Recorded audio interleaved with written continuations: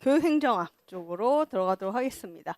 자, 22페이지는 행정학 이론과 교육인데요. 자, 이쪽에서 가장 시험에 많이 나온 건 뭐냐? 인간관계론을 제일 많이 물어봤어요. 과거에 한 대여섯 번 정도 물어봤던 걸로 기억을 하고, 그 다음으로 많이 물어본 게 뭐냐면은 이제 배보의 관료제론을 이제 많이 물어봤습니다. 이것도 그러니까 과거에 객관식으로는 한 4번 정도 물어보고, 그 다음에 논술형으로 한 2번 정도 물어봤어요.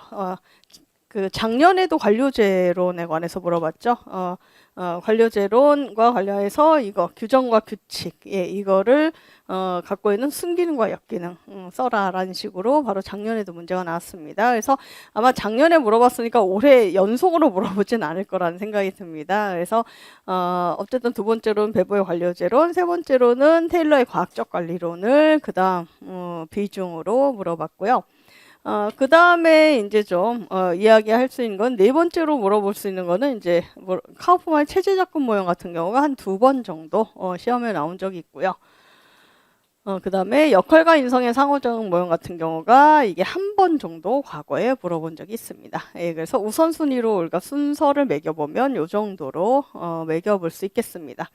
자, 그 행정학에 영향을 미친 여러 가지 행정학 이론 시대순으로 살펴볼 텐데요. 제일 먼저 고전 이론입니다. 1910년대에서 30년대 중반까지는 행정학의 고전 이론들이 교육 행정에 영향을 줬다는 거죠. 제일 먼저 등장한 게 테일러의 과학적 관리론입니다.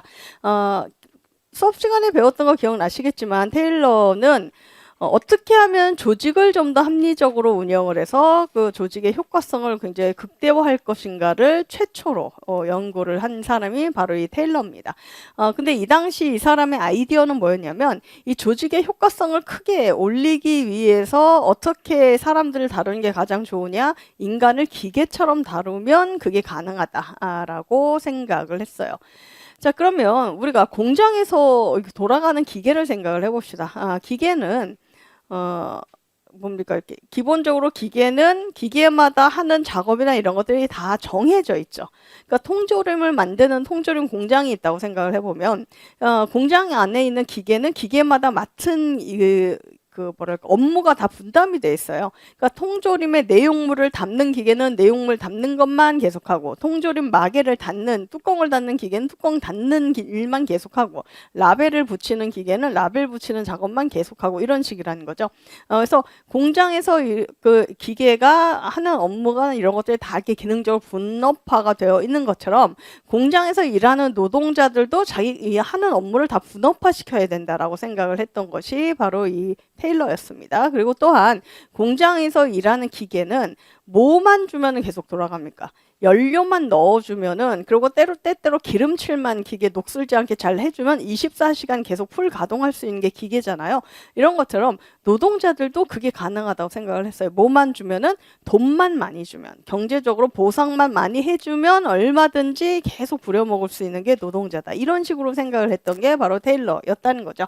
그래서 여기 나온 것처럼 굉장히 그 조직을 운영하는 데 있어서 어떻게 하면 좀 더 능률적으로, 기계적으로, 합리적으로 조직을 운영할 것일까, 여기에 관심을 가졌고, 그 안에서의 어떤 노동자나 인간을 기계처럼 취급하고자 했던 것이 바로 이 테일러였습니다. 그래서 보시면 이 테일러의 과학적 관리론의 장점은 어쨌든 최초로 조직과 그 안에 인간을 어떤 식으로 관리할 것인가, 이거에 대한 최초의 이론이었어요. 그래서 좀 더 능률적으로 조직을 이제 경영을 하고, 능률적으로 그 안에 노동자들 관리를 하고, 이런 거에 대해서 좀 극대화시키는 데는 그래도 기여를 했고, 인간을 활용하는 어떤 지식을 좀 체계화하고자 하는 그런 어떤 시초가 됐다는 것, 이건 나름 장점이라고 이야기를 합니다. 근데 단점은 벌써 앞에서도 우리가 이야기를 했지만, 상식적으로 생각을 해봐도 너무 비인간적이잖아요. 노동자를 돈만 주면 계속 기계처럼 부려먹겠다, 이런 발상 자체가 너무나 비인간적이지 않습니까? 그래서 너무 인간성을 너무 배제한 채 인간을 기계처럼 취급하고자 했던 건 너무 문제가 아니냐. 또한 인간이 일을 하는 데 있어서 물론 돈이라는 거, 경제적인 것을 주는 것도 인간의 일을 하는 데 굉장히 중요한 요소지만, 우리 인간이 돈만 주면 그냥 무조건 다 부려먹을 수 있는 존재인가요? 그게 아니라 우리 뭔가 일을 하는 데 있어서는 경제적인 요소 요소뿐만 아니라 여러 가지 사회적인 요소, 심리적인 요소 이런 것들에 의해서도 우리는 일을 많이 하게 되는데 그런 경제적인 요인 외의 기타 다른 요인에 대해서 너무 등한시한 거, 관심을 갖지 않은 거 이런 것들은 문제다라는 비판을 받은 것이 바로 테일러의 과학적 관리론입니다.